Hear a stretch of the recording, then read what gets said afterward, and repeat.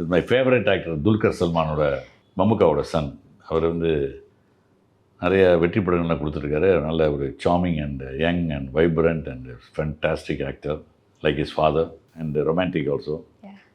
So ரொம்ப வருஷமாக என்னடா இவரோட படம் பண்ணுறேன்னு நினச்சிட்டு இருந்தேன். இந்த படம் எனக்கு கமிட் ஆகி நான் ஒரு அருமையான கேரக்டர் ஒன்று பண்ணியிருக்கேன். நான் சமுத்திரக்கனி, ஒரு பிராணத்துக்கு புத்தி எல்லாம் ஒன்றா பண்ணியிருக்கோம். ஸோ அது ஒரு பயோபிக் தானே சார்?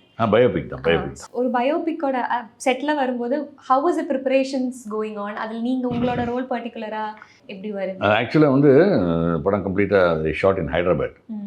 ஹைதராபாத்தில் கம்ப்ளீட் செட்டு தான் இருந்தது.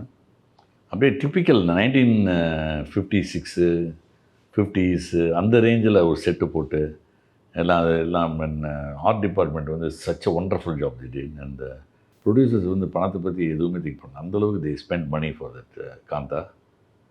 Very good, nice team, nice director. நல்ல எல்லா டேரக்டர் பர்டிகுலர்லி வந்து செல்வான்ட்டு அவர் வந்து எல்லாம் அழகாக ப்ரீஃப் பண்ணி கேரக்டரைசேஷன் என்ன ஏதுன்னு சொல்லி எனக்கு வந்து ஒரு டிஃப்ரெண்ட் கெட்டப் ஐ டிட் இருந்தார். ஸோ நீங்கள் படம் பார்க்கும்போது தெரியும். தெரியும். ஸோ இதுக்கு மேலே ஒன்றும் சொல்ல முடியாதுல்ல சார். ஓகே.